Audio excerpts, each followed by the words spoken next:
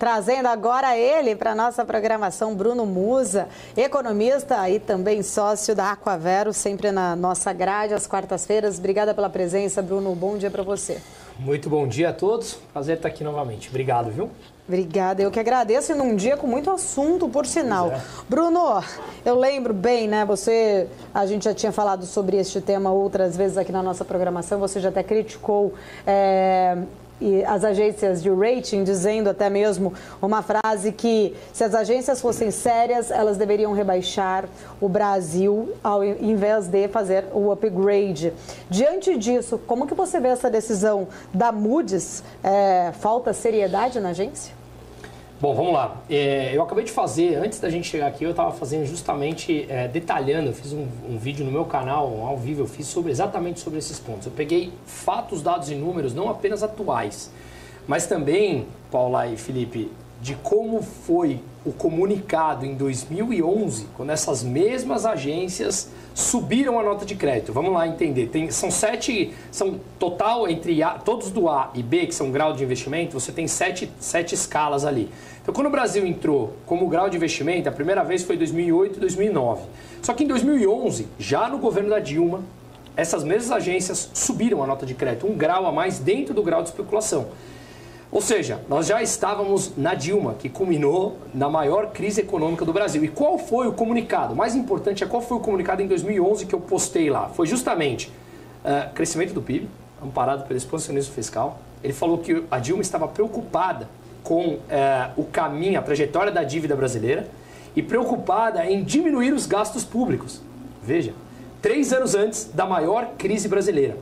Sabe quem foi em 2015 e 2016, quando o Brasil perdeu o grau de investimento? Sabe qual foi a última agência de classificação de risco que tirou o grau de investimentos? A Moody's, em 2016.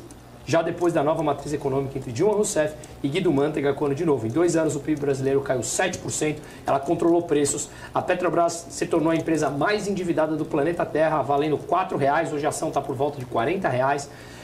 Ou seja, será que eles não conseguiam prever que essa nova matriz econômica levaria à hecatombe que o Brasil sofreu? Será que agora a mesma coisa, quando no final de 2022 a dívida PIB era 71,6% e agora nós já estamos nos aproximando de 79% do PIB, com gastos parafiscais, como muito bem detalhou Marcos Mendes e Marcos Elias, que você já entrevistou aqui, num belíssimo artigo, e eu transformei isso em vídeo também para ficar até mais palpável para quem não é do lado econômico, o que eles estão fazendo com artimanhas para gastar e colocar o gasto, a despesa, como despesa financeira e não despesa primária, para não passar pelo orçamento.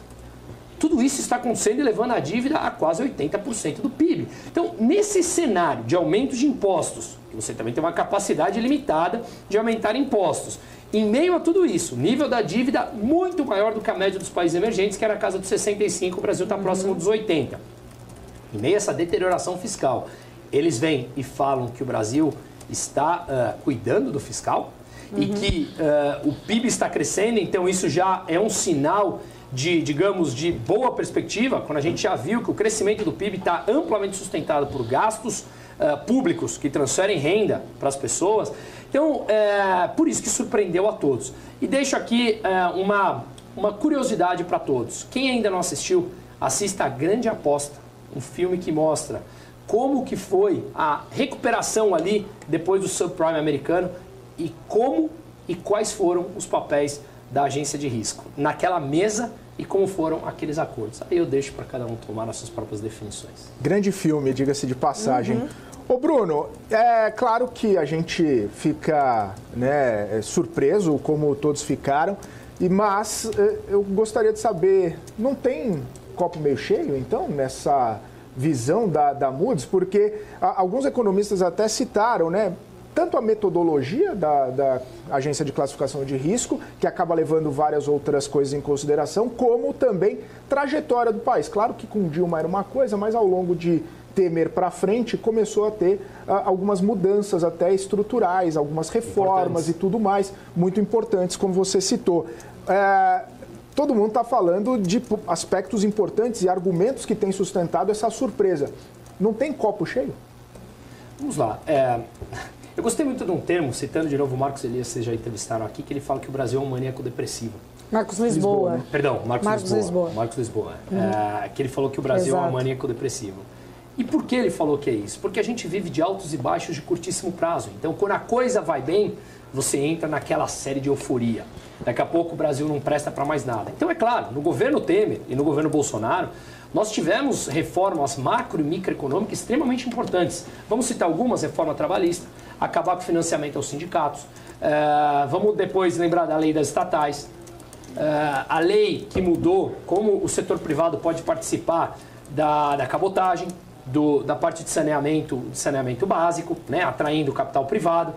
E um dos fatores que a Moody's citou ontem foi, vejam, prestem atenção nisso aqui, gente, a maior e melhor governança das empresas estatais no governo Lula. Vamos lembrar que no primeiro mês do governo, isso está citado no comunicado da Moody's ontem, hein?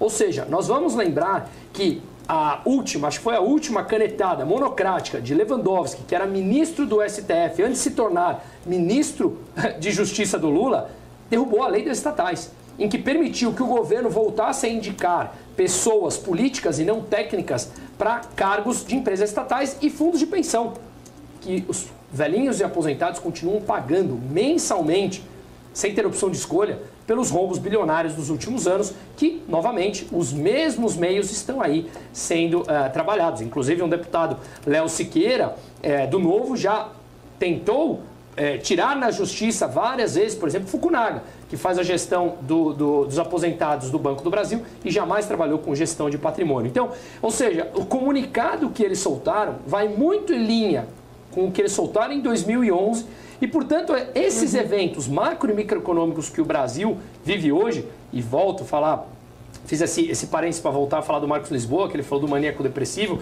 que tanto no cenário macro, como a gente falou da deterioração fiscal, e no cenário micro, a coisa é complicada. No cenário micro você tem mudança de regra, você tem o judiciário que passa a atuar onde não lhe cabe, né? Onde deveria ser prerrogativa do próprio legislativo e ele passa a atuar. A gente vê a lei das estatais sendo derrubadas, a gente vê regras em mudanças de contratos no meio do jogo, agências reguladoras tomadas por políticos que acabam mudando as regras. Enfim, nós vemos um Brasil que não leva a sério os contratos. Então, no macro e no micro, eu não consigo ver essa seriedade, infelizmente.